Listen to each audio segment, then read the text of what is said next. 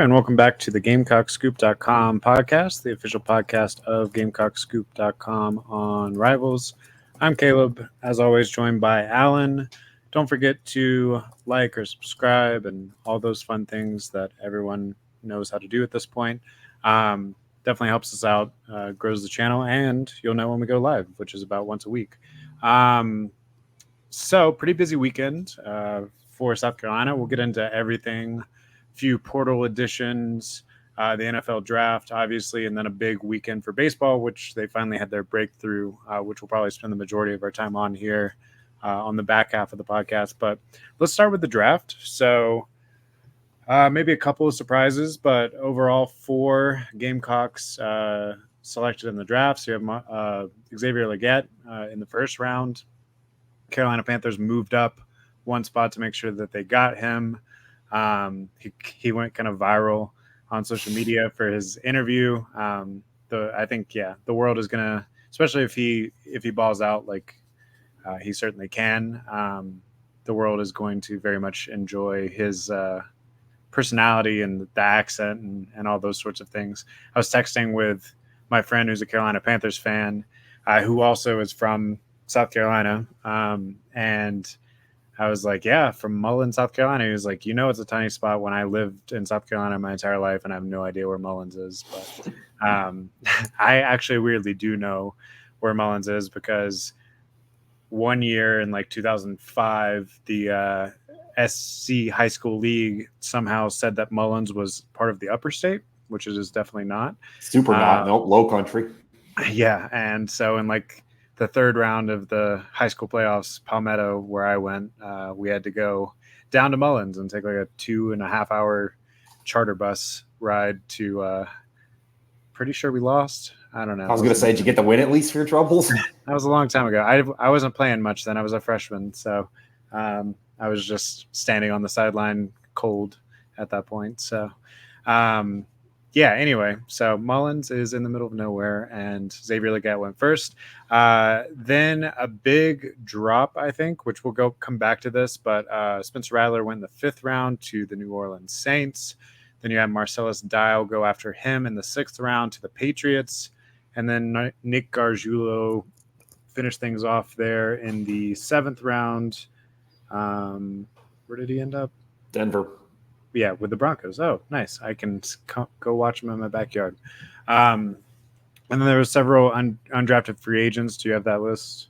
Yep, I've been able to find 4. You've got DeCarrion Joyner going to the Seattle Seahawks. Good for him. Worked hard, deserves that opportunity. I mean, they all do, but him especially, 6 years in the program. Trey Knox to the Minnesota Vikings. Amarian Brown to the Cleveland Browns. I actually think that's an interesting one with the new NFL kickoff rules. I think a guy like him could actually find a way onto a roster. And then Tyreek Johnson to the Jets. Yeah, no, and I think interesting opportunities for all those guys if you look at those rosters. We'll see how it plays out. Obviously, rooting for just more names that I recognize on Sunday. I'm a little bit more of a Saturday guy usually. Anyway, let's go to we could talk a little bit about Legette, but I think that'll just be interesting. Stays home. Should be fun for the local crowd. That he's got Bryce Young, so young quarterback that hopefully takes a step forward this year. That's a new staff, trying to rebuild over there, and could be a big part of that rebuild. I know, like analytics wise, wide receivers that break out in their 4th or 5th year, like Legette did, don't usually do too well in the NFL, but I think he's got a pretty specific story for why he broke out so late. The COVID year kind of messes some things up too. So I think he could potentially buck that trend. I think he's going to contribute immediately. First of all, you don't trade up for a guy in the 1st round if you don't think he can contribute immediately. So there's that. And 2, who else is catching the balls in Carolina? Someone's going to have to catch the passes. And I think that's actually, I know you're big into this. That's a sneaky fantasy football if you're in like rookie drafts, dynasty leagues, things like that, because he could be a WR1 there pretty quick. Yeah, I'm actually in the middle of a rookie draft right now, and he fell into the 2nd round. So someone got lucky there. Wasn't me, but someone did. I did get Marshawn Lloyd, though. which I don't There you know. go. He went to is it Green Bay? Yeah, exactly. I don't know if that's a sour subject still for Gamecock fans or not. But anyway, let's talk a little bit about Rattler because I think he has a great opportunity given the roster with the Saints. But as far as like his slide and a lot of the commentary as I was watching the NFL draft, it just felt like lazy. So much of it was like looking back at the QB1 documentary he did for Netflix when he was in high school. I'm like, you realize that was like 6 years ago now. And um, Beamer, I know, tweeted something out at some point over the weekend, kind of calling out some of the commentary around it. And, I tend to agree with Beamer in this particular instance. I don't know if the tweet was or was not accomplishing the goal that he wanted or whatever, but um, it seems like a lot of people wrote him off very early in his career and in his development as a human being. And I think those of us that have been following him for the last couple of years know a little bit better at this point. Yeah, I don't know if that was completely it. I know that was the narrative, that was the conversation this week, and I definitely think probably for some organizations that was, I hate to say deal breaker, but we both know how the NFL draft works, that this is basically a process of finding the tiniest ways you can nitpick 18 to 22-year-olds. So you don't have to pay them money, so you can let them slide. You find your red flags. And it is kind of how this works. I also think really what hurt him was that very bizarre, almost too much quarterback run early. Like 6 of the first 12 picks are quarterbacks. You've got like Michael Penix and Bo Nix, guys who some people didn't think would go in the first round, going in the top 12. And then you're like, all right, well, who needs a quarterback now? And then you just you got to wait a while. Yeah, that's definitely true. And I mean, that Penix pick, I know some of you listening are probably Falcons fans. I don't know. Good luck trying to homer your way into thinking that was a good pick, I guess. But that was I got nothing for that. But that's you talk about that like okay, because I remember looking at it. You look at it before, like okay, Rattler's probably second or third round pick, maybe fourth. Who needs a quarterback? Who needs a backup? Atlanta was one of those spots. Okay, well, not anymore. Denver was one of those spots. Okay, well, not anymore. Like it's kind of starts stacking up pretty quick. I mean, and by 9:00, 9:30 on Thursday, you're running out of places Rattler could even go. No, and I do think he fell into a place that actually has a pretty open path. I mean, Derek Carr was never exceptional. I mean, he was a serviceable NFL quarterback, but I think he's even kind of past his peak at this point. So yeah, there's a path if he can show the Spencer Rattler that we saw over the last year. Which I mean, it's easy to kind of remember, I guess, early career Spencer Rattler, but last season was pretty close to perfect for a lot of that season. And we watched all of those games, obviously, right? And the stats played themselves out in the games. Maybe, I mean, it's hard to like ding him on clutchness or whatever with the offensive line he was working with last year too. So I don't know. Really interesting landing spot for him. But yeah, I found myself, I don't know if you've ever heard of the Gale-Man amnesia effect. Have you ever heard of that? Yeah, I found myself throughout the NFL draft kind of feeling that way. For those of you that don't know, it's like a made-up term by Michael Crichton, but it's basically the idea of if you're like an expert in something and you read an article about that thing that you're an expert in, and then you like notice all the errors, but then you turn the page and then you're like, oh, well, I'm going to read this other article that I don't know anything about, and I will totally understand it. There's a little bit of like, you and I have watched too much Spencer Rattler to understand why Spencer Rattler's falling kind of thing. Yeah, exactly. Marcellus Dial, I think, will have an opportunity in New England, and he lands with Kevin Harris, another former Gamecock. And then Gargiulo, I mean, he's a good depth piece. Make a roster. Everyone needs linemen. Totally. Got Nate. I mean, they weren't teammates in South Carolina, but you got another Gamecock there, Nate Adkins. Yeah. Any other NFL draft thoughts before we move on? Yeah, just the AB one. Like I said, the NFL has new kickoff rules. It kind of favors more that smaller, shifty kick returner than the bigger ones. I think Marion Brown might have a chance to make a roster in Cleveland, even if it's just as a special teams player. That's a good point. As far as recruiting and portal and all the sorts of moves that have happened since we last spoke, I'll start in the high school ranks. The 2026 class is off to a really, really good start. You have Rodney Colton Jr., who came out with his commitment to South Carolina since we last spoke. That's a 4-star um, to join a 4-star quarterback. Man, brain. What's the 2026 quarterback? Oh, Landon Duckworth. Landon Duckworth, right? So you have 2 4-stars to start off that class. Obviously, you're like pretty far out from all of that, but doesn't hurt. And then in the portal yesterday, you got 2 wide receivers, which we mentioned throughout the offseason so far that they would probably target some more wide receivers in the spring.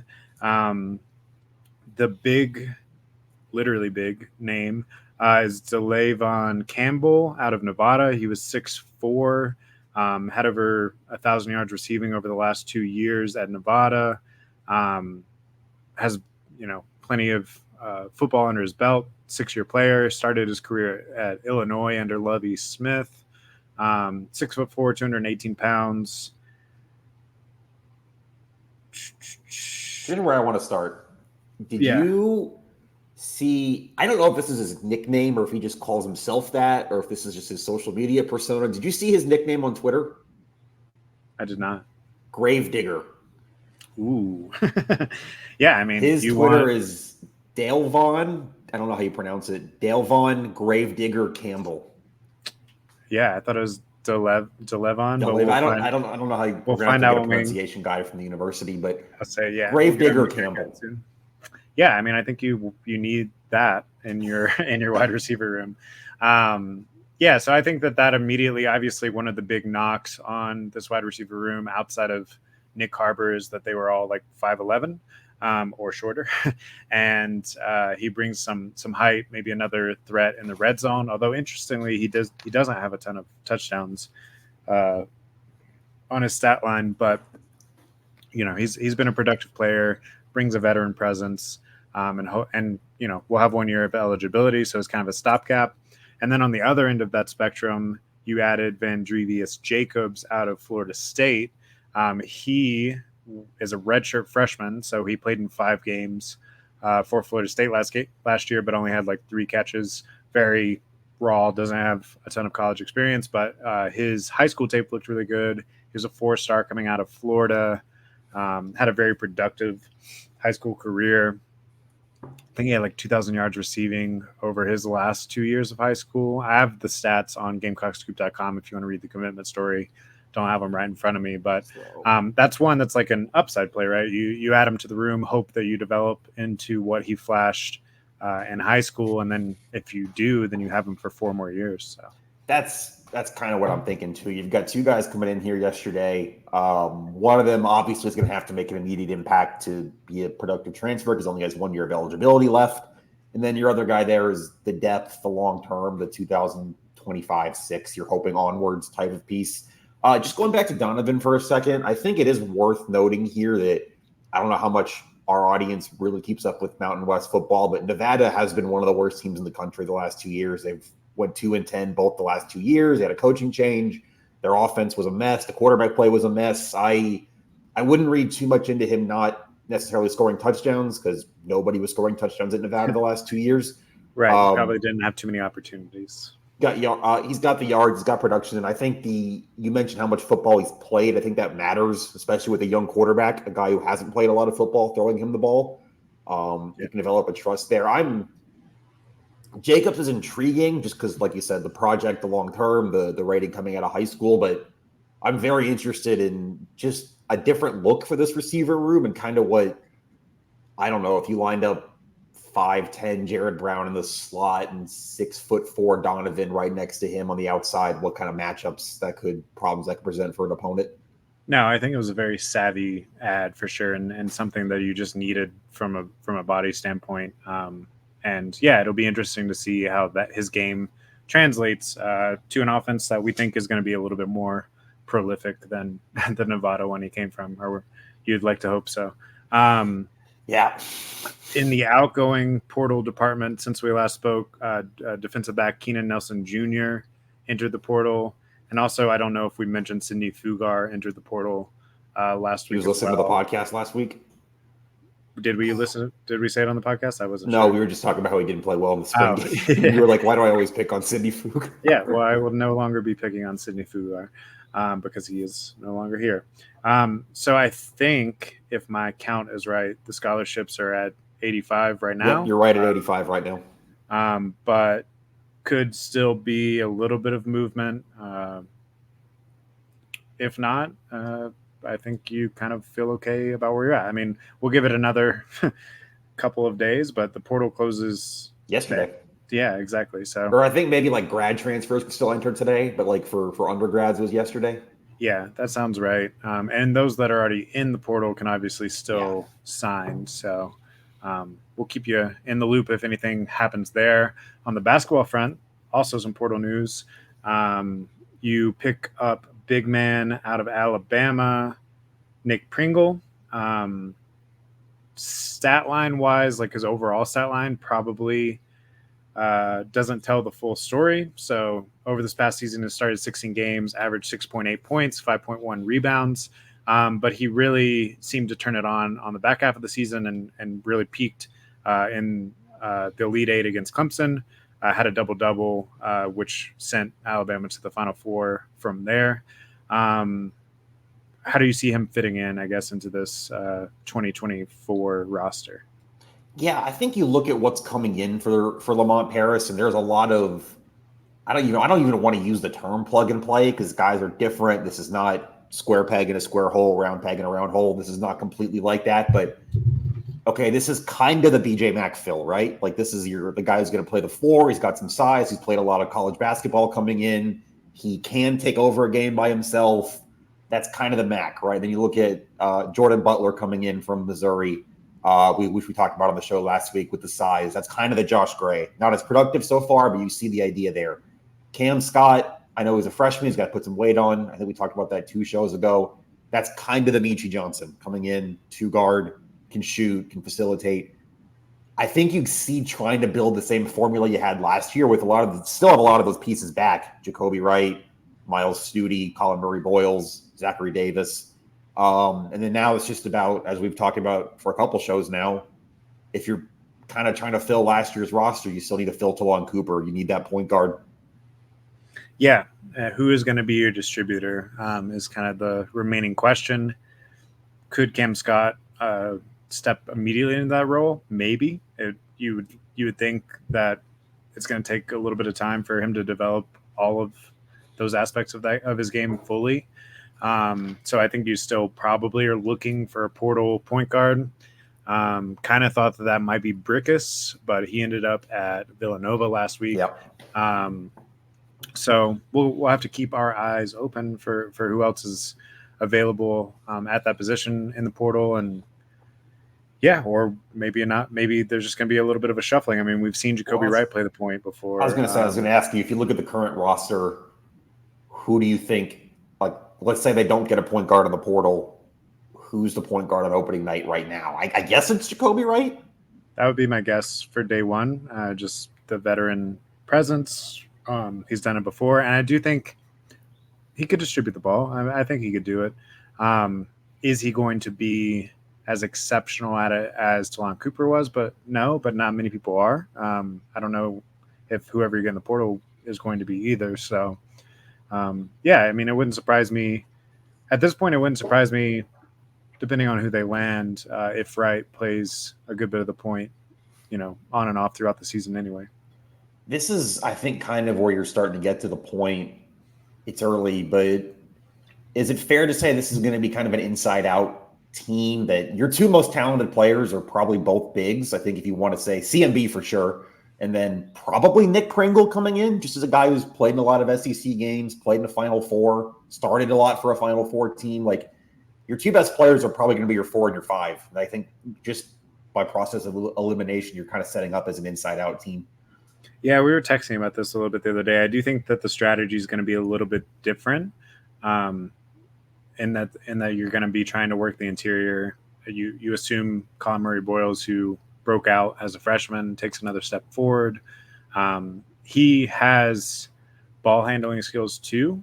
He also, before he got sick, allegedly had a little bit of a jump shot that I we think that's never really coming. saw. You kind of saw it towards the end of last year, like Right. him kind of spacing the floor a little more. So yeah, I mean, maybe he's almost more of a BJ Mack where he can step in and out, but has a higher upside. But I still think you're going to see those role players trying to knock down threes. You still have Studi there. You still have Wright Mm-hmm. there. Davis. Um, yeah, exactly.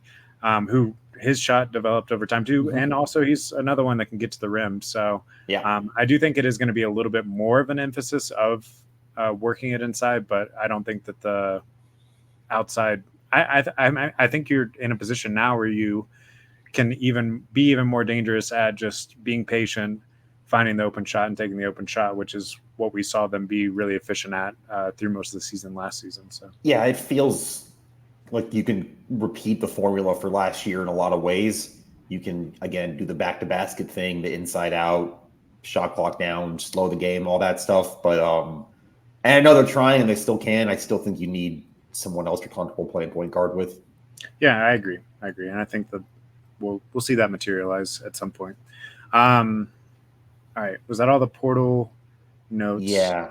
Should we talk about the weirdest weekend of the year for baseball? Yeah, so I put in the episode title of this one that baseball finally breaks through. Really could have had a sweep, but ends up winning on Friday and winning on Sunday. Sunday, of course, was a pretty um, ex, ex, it was an exclamation point. What's the word I'm looking for? It was a pretty resounding shutout. Friday, tight game. Saturday, you let one get away and lose a kind of crazy game, 15-13. Yeah, give me your takeaways from this weekend. As always, on GamecockScoop.com, there's the weekend wrap that Alan writes, and it's like chock full of just tons of really interesting stats from the weekend and a little bit of a overarching look at the season, which of course we'll hit on a little bit here, but I encourage you to check that out.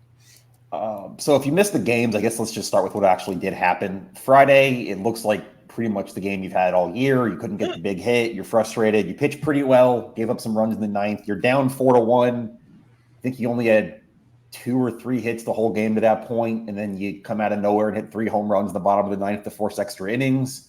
And then you had Blake Jackson, Dalton Reeves, Gavin Cassis. Jackson hits another one in the 10th. You win that game on a walk-off homer. Saturday, you get up 6-1. You feeling just real quick on Friday, that kind of felt like the earlier, I believe, wasn't it the Friday or maybe it was the Saturday Clemson game where you go into the ninth and have tied a it. Yep. crazy rally to tie it, but then you couldn't finish that one. Yep. So I think getting over the hill there after you had the rally in the ninth really carried the momentum through the rest of the weekend.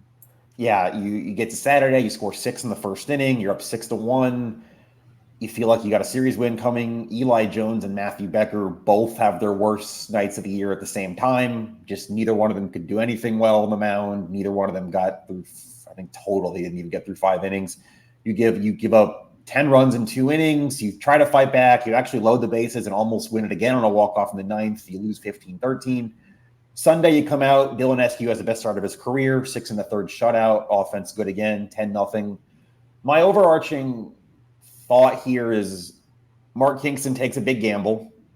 I compared this in the weekend wrap, and I encourage you to check that out if you're subscribed, or to subscribe if you're not, to the basketball lineup with just 5 3-point shooters out there at the same time, or the football team throwing Hail Marys.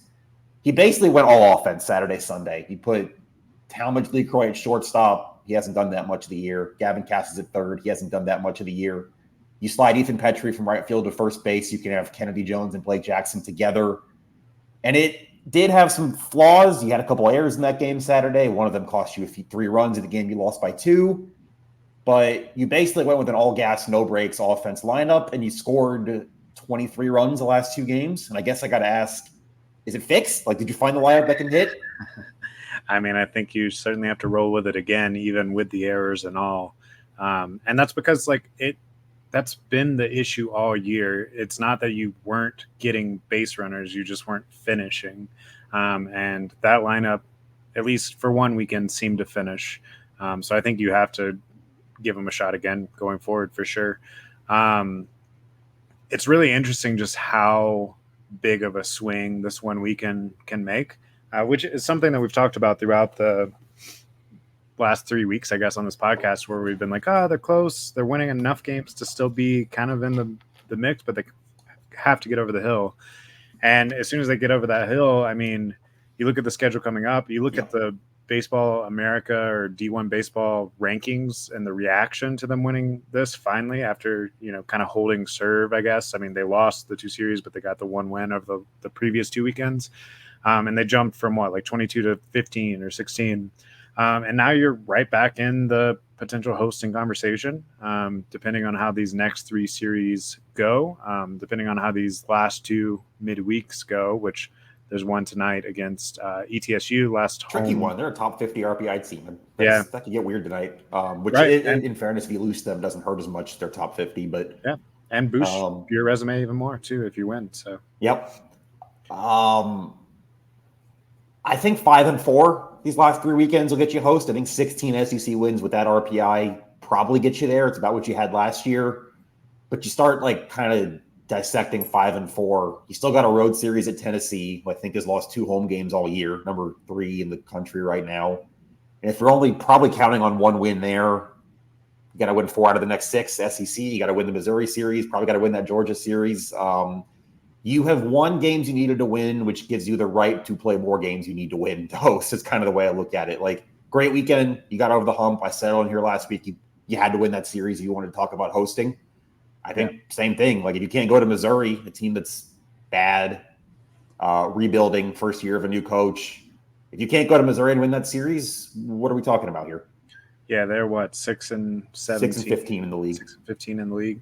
Honestly, I think you got a big opportunity here to go in and sweep Missouri, and then you're in the driver's seat. From there, you don't have to do near as much lifting. You get 2 of 3, you're fine. You're going to have to get 2 of 3 from Georgia as well. But you sweep. I mean, you'll probably have to get 2 of 3 from Georgia either way. But you sweep Missouri, get 2 of 3 from Georgia. It doesn't really matter that much what happens against Tennessee at that point.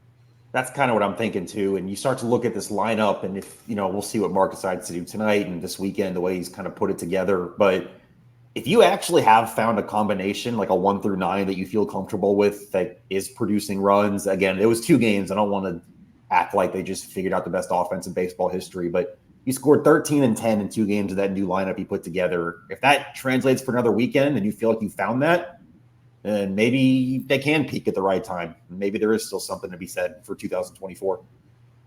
Yeah, I mean, in some ways, of the last 3 series, if you were only going to win one, the Kentucky one might have been the best as far as just riding momentum, because now the schedule gets a lot easier. Yep. So as much, gnashing of teeth and constant chagrin that we've brought to this baseball season on this podcast, which it's been pretty constant. I'll say it, at least for me. You're right there. Yeah, we did say the whole time they really just had to have that one moment, and it seems like they finally had it this past weekend. And you really feel like could have had an even more resounding moment with the way the Saturday went. Yeah, and that is again though where you talk about the chagrin and the frustration. This year and for the Kingston era has been the inconsistency, right? Like, you still haven't won 2 straight SEC series yet this season. I know. I'm talking about sweeping. You're going to Missouri. Yeah, exactly. Now would be the time to actually stack a couple good weekends in a row together, just to show you can before you're going to have to. Yeah, and just for everyone to have the clear picture here, I guess. East Tennessee State at home tonight, which we'll have coverage of on gamecocks.com. Road series in Missouri. Go to Winthrop for your last midweek next Tuesday. Home against Georgia, and then you're finishing up the season at Tennessee before the SEC tournament.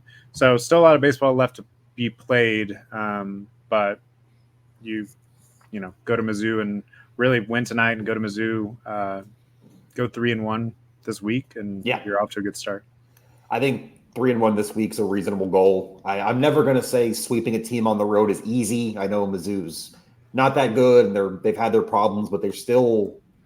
I don't know. I was looking at the numbers earlier. They're still, I think, 5-4 at home in the SEC. Like those 3 series are still 5-4, so it's still a road series, and you can't take it lightly. But again, if you're A, as good as you think you are, and B, serious about trying to hosting teams don't lose series to Missouri.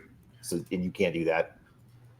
Sorry to put you on the spot, but do you know how the SEC baseball tournament seeding works? Yeah, it's top 4 get a bye to like double elimination. 5 through 12 play that single elimination Tuesday, and then 13 and 14 actually don't make it. It's not like basketball where everybody does. So you're And probably playing single elimination. I feel like I have a hard time seeing you getting up to 4th in the league. I was going to say they seed everyone together, right? It has nothing to do with division. Because you've got, what is it, Arkansas, Kentucky, Tennessee, and A&M already at least 15 wins. Yeah, I was about to break that down. So you got Kentucky at 16-5, who of course you just took 2 of 3 out of, but they still have 16 wins. You have Arkansas at 16-5. You have Texas A&M at 15-6, Tennessee at 15-6, Mississippi State at 12-9, and then you and Vandy are both at 11-10. So what is that, 5th-ish? You'd be tied for 6th right now, which is where you were last year, and you won that first game to get into the double elimination. I'm also of the belief that 4 is possible. Sure, you're 4 games back right now of that. If you take that Tennessee series, I guess you'd be in play for that. You probably got to win all 3 of these left, though. If you get to Hoover with 16 wins in the bank, I don't think it really matters what you do there. Like, I think you saw that last year. Even they went 1-2 in Hoover, but they had the 16 wins when they got there in the RPI, and they still hosted. So, I think the paramount part is these last 3 SEC series and trying to get 5 wins out of those 9 games or more. The question is how many SEC teams will be hosting regionals, and I think probably 7-8 is a safe bet. Yeah, those top 4 for sure. Mississippi State's lost a ton of midweeks. They might need 17 wins to host with an RPI, but they could still get there. You do, I will say, you've got a tiebreaker over Vanderbilt, like in terms of the committee and kind of the eye test, because you did sweep them, and that could matter a lot. You're tied with them right now in record, and you're both in that hosting bubble. Let me see if I can series against Georgia. They're 10-11, right? They are 10-11. Yeah, so that's a big series next weekend here. I'm trying to pull up the RPI rankings to see the I think South Carolina's, I'll pull it up now, but South Carolina was 11. You got it? Okay. Yeah, so SEC teams ahead of you in the RPI. You got Texas A&M at 1, Arkansas at 2, Kentucky at 3, Tennessee at 8, Georgia at 9, and then you're next at 11. Yep. So, yeah, I mean, I think you're still very much in the driver's seat for hosting a regional as long as you take care of business. Really, the next 2 series are going to be the tail. Yeah, and like I think I wrote it, like South Carolina, it didn't look great. It was frustrating. It was ugly, but those 4 series against the top 3 in RPI plus let's see, I don't know where Vandy is in RPI, but the top 3 in RPI plus Vandy, who's obviously still very tough. You went 7-5. Like, you've earned the weaker part of your schedule now. You've got to capitalize on it, though. That's an insane record, just the based on the way that it played out. I mean, I know the sweep over Vandy is 3 of those wins, which really helps, but yeah, that's wild. Anyway, don't listen to us about baseball. Nah, you should. I mean, all of our concerns are still there, but I am really interested to see how this new lineup continues to hit, because one of the big things that we have talked about throughout the season is that clutch hitting with runners in scoring position, and we saw a big uptick in that this past weekend. 10 of those hits those last 2 games of the series. It was 5 in each game. Yeah, so if that continues, obviously you're peaking at the right time. Yeah. And certainly not resentful for that. Should make it a really fun postseason. Yeah. We'll see what happens this week. Big series. I mean, it's this late in the year. They're all big series. But again, hosting teams don't lose series to Missouri, and you can't do that. Yeah. All right. Well, we'll have full coverage tonight on GamecockScoop.com, and then coverage this weekend for the Missouri series. Then we'll be back here next week on the GamecockScoop.com podcast. Till then, we'll see you.